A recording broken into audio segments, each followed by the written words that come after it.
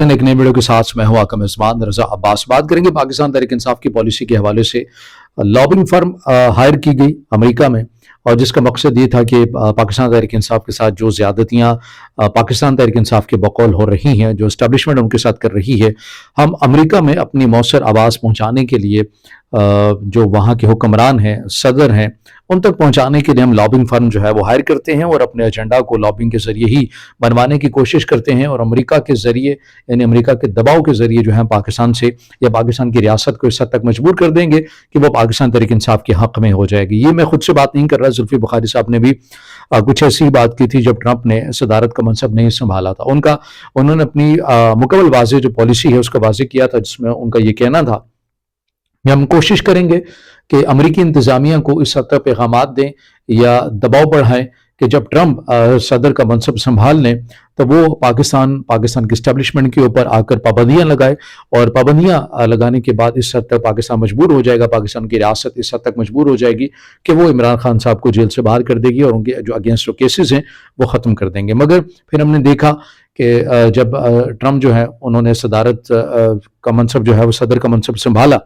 उसके बाद उन्होंने आते ही साथ बहुत सारे ममालिक की जो इमदाद जो अमेरिका दिया करता था उसको मअतल कर दिया, सस्पेंड कर दिया, और साथ ही ऐलान कर दिया कि हम 90 दिन के अंदर अंदर देखेंगे कि हमें किसकी इमदाद को बहाल करना है और किसकी इमदाद को बहाल नहीं करना है। मगर दो ममालिक को इस्तिस्ना हासिल था, एक आई थिंक इजिप्ट था और दूसरा जो है वो इसराइल। ज़ाहिर है इन दोनों ममालिक की जो इमदाद थी वो नहीं रुकनी थी। मगर इसके बाद हुआ क्या, गालिबन मैं भूल रहा हूँ, उर्दन भी हो सकता है। अब इसके अंदर हुआ क्या कि अब हम जो खबर जो सामने आ रही है उसके अंदर ये चीज़ भी सामने आ रही है कि अब ट्रंप ने जो इमदाद मुअत्तल की थी उसके अंदर पाकिस्तान को भी इस्तिस्ना दे दिया है, और बिलखसूस किस डिपार्टमेंट के अंदर पाकिस्तान की इमदाद को बहाल कर दिया है, उस हवाले से जो तफसीलात आई हैं वो आपके सामने रखनी है कि पाकिस्तान के F-16 तैयारों के दहशतगर्दों के खिलाफ इस्तेमाल से मुतल्लिक 397 मिलियन डॉलर्स की रकम जो है वो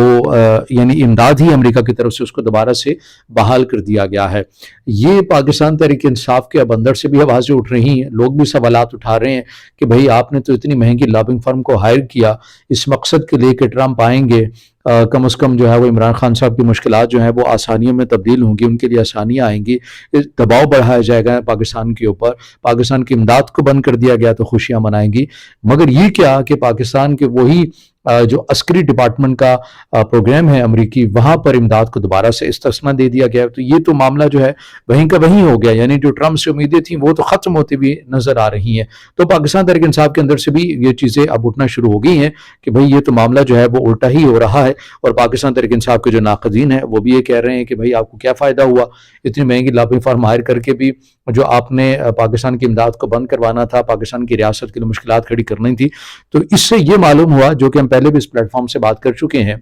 कि जो रियासती मामलात होते हैं वो कभी भी लॉबिंग फर्म के जरिए नहीं चलाए जाते, बल्कि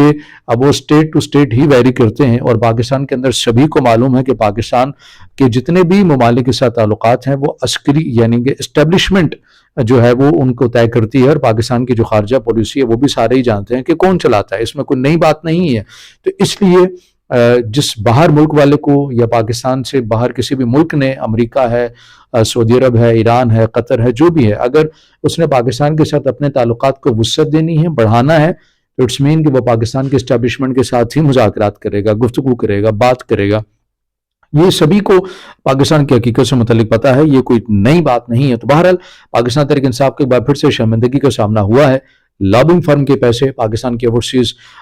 जो लगा रहे हैं, पाकिस्तान तहरीक इंसाफ से वाबस्ता अफराद हैं, बड़ी तादाद में लगा रहे हैं, मगर उनके पैसे जो हैं वो तो ज़ाया होते हुए नजर आ रहे हैं, और यही वजह है कि अब खुद पाकिस्तान तहरीक इंसाफ के अंदर से ही अब आवाज़ें उठने लगी हैं।